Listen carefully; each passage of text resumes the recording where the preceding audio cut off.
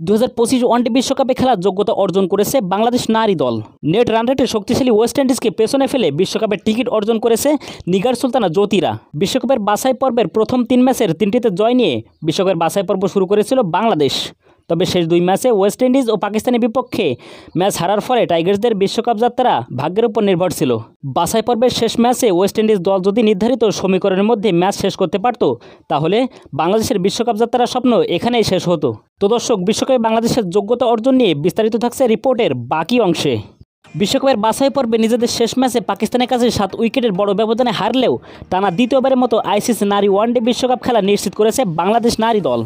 বাংলাদেশ দল বিশ্বকাপের বাছাই পর্ব শুরু করেছিল টানা 3 জয়ে। মূল পর্বে যেতে তাদের দরকার ছিল আর মাত্র 1টি জয়, কিন্তু ওয়েস্ট ইন্ডিজ ও পাকিস্তানের কাছে পরপর 2 ম্যাচ হেরে যাওয়ায় তাদের অগ্রযাত্রা ব্যাহত হয়। বাছাই পর্বের শেষ ম্যাচ হারায় বাংলাদেশের অংশগ্রহণ একরকম ঝুলেই ছিল। তবে দিনের অন্য ম্যাচে ওয়েস্ট ইন্ডিজ থাইল্যান্ডকে 6 উইকেটে হারালেও নেট রান রেটে এগিয়ে থাকার সুবাদে মূল পর্বের টিকিট পায় বাংলাদেশ। নিগার সুলতানা জ্যোতির নেতৃত্বে বাংলাদেশ দল 6 পয়েন্ট নিয়ে দ্বিতীয় অবস্থানে থেকে বাছাই পর্বে শেষ করেছে। 8 দলের অংশগ্রহণে চলতি বছরের সেপ্টেম্বর-অক্টোবরে ভারতের মাটিতে অনুষ্ঠিত হবে 2025 ওয়ানডে বিশ্বকাপ। বাংলাদেশ ক্রিকেট বোর্ডের সভাপতি ফারুক আহমেদ বিশ্বকাপে খেলার যোগ্যতা অর্জন করায় দলের ভূয়সী প্রশংসা করেছেন। বিসিবির পাঠানো এক সংবাদ বিজ্ঞপ্তিতে তিনি বলেন, আইসিসি নারী বিশ্বকাপ 2025-এ স্থান নিশ্চিত করায় আমি আমার দলকে অভিনন্দন জানাই।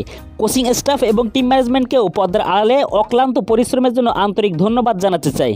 তিনি আরও বলেন, ভারতে অনুষ্ঠিতব্য বিশ্বকাপের দিকে তাকিয়ে আমি আমার খেলোয়াড়দের তাদের প্রস্তুতিতে মনোযোগী ও দৃঢ় প্রতিজ্ঞ থাকার আহ্বান জানাচ্ছি। বিসিবি সম্পূর্ণরূপে আপনাদের পাশে আছে।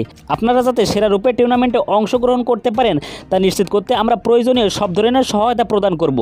বিশ্বমঞ্চে জাতিকে গর্বিত করার মতো প্রতিভা ও সম্ভাবনা আপনাদের মধ্যে আছে বলে আমরা বিশ্বাস করি।